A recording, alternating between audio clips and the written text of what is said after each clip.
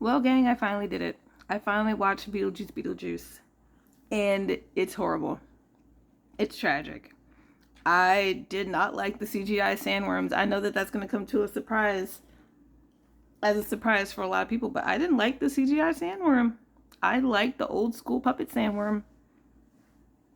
Um, I know, like, I opened the video like, fuck that sandworm.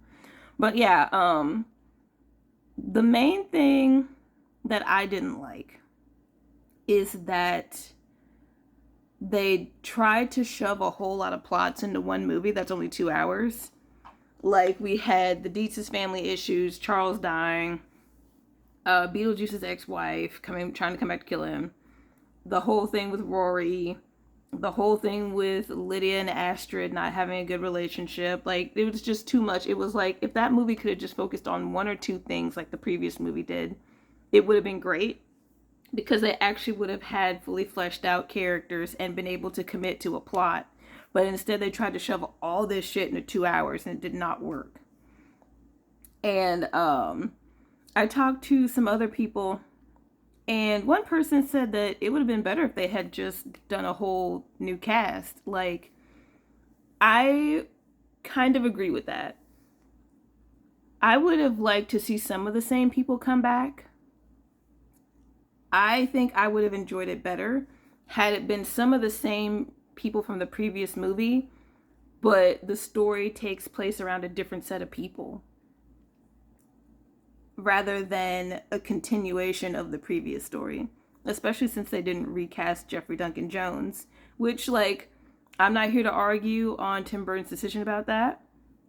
Jeffrey Duncan Jones was recasted in a movie that was also a sequel to a movie that he'd been in previously. I forgot the name and the year of the first movie, but for the second movie in 2022, they recasted him. So it's not like Jeffrey Duncan Jones is by any way shunned. He was just in a movie, which was a recast in 2022.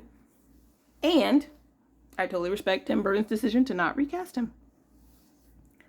But since they made that decision to not recast one of the main characters from the previous movie, because they were moving on to a different storyline, they should have just done an entirely different storyline. Also, I don't know what's up with whatever the fuck is going on here and totally butchering Lydia's character, but it happened in season 4 in the animated series, where Lydia was still like had a goth aesthetic, but she basically became a conformist and started, like, at some points it seems like she even resented Beetlejuice.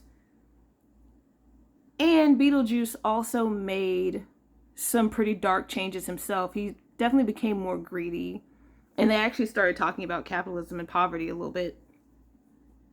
Um, but for the movie, Lydia was just like, like so weak and feeble, like it really is 2 hours of Winona Ryder being scared and flabbergasted at every turn of every other character's development and everything that happens to her. She's either scared or just fucking, like, befuddled. Like, they just, I don't know. I think they secretly hate Lydia. So, like, at every opportunity they get, they just butcher her character even more. Because, like, it's really heartbreaking in the cartoon, because in season 1 through 3, Lydia is very fun loving, and in season 4 she's just like, she becomes like an antithesis, like in attitude, not in aesthetic. She has to stay the goth girl, but at the same time, it's like adult men writing a teenage girl in the 90s. But, like, when it came to like a time skip type of thing in the live action movies, it's like, I don't know, you could argue that the trauma made Lydia a weaker character because the trauma that she suffered is real. But, like, damn, why is she so wimpy, dog? Like, Lydia Dietz in the second movie is fucking wimpy. Like, shit, at least cartoon Lydia didn't turn wimpy. But yeah, like, everybody brought their A game though. Like, Like, O'Hara jumped back into the Delia role like she never left. Shout out to that little Easter egg that they put for Charles. A part of me wants to do it if you know, you know, and the other part of me just wants to explain it to you. I will say with certainty that knowing that little Easter egg is why I wish I could go back in time and go see the movie in theaters to sit with other people as we watch that Easter egg happen. Also, speaking of Easter eggs, when they showed Charles's death, they actually put on cartoon Charles to get eaten by the shark. There were a lot of references to the cartoon in the second movie that I really enjoyed, and a lot of people just talk about Beetlejuice, the title character's references to the cartoon.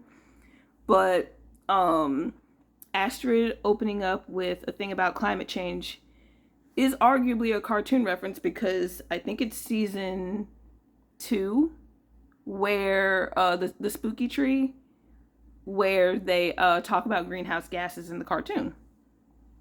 And I mean, you could argue it's a cartoon reference, and you could also argue like that's just climate change and pollution and greenhouse gases are a thing that's been happening for a long time that we've known about, and it's a serious issue. So like the cartoon references were very refreshing. I think they could have taken that money and just added on, like, hey, Beetlejuice animated series season 6, let's fucking go, rather than trying to cram all of that story into 2 hours from the live action verse. Like, just make a season 6 and move on.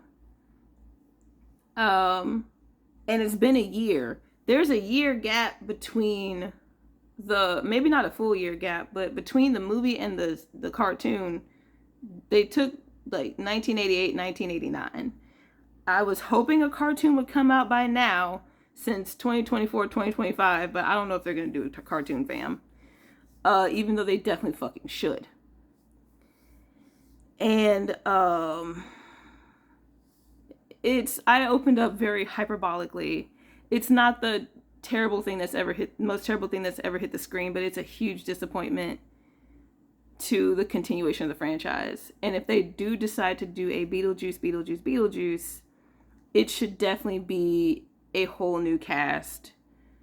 It should be a different version of Beetlejuice tormenting different people for a different reason, or just continue the fucking cartoon. And don't throw so much into one movie that you know you only got 2 hours to tell this story. Like, Dolores could have been great, but instead she was this ominous looming threat that wasn't addressed until the very end of the movie, and then just got Deus Ex Machina'd by a sandworm. Like, just.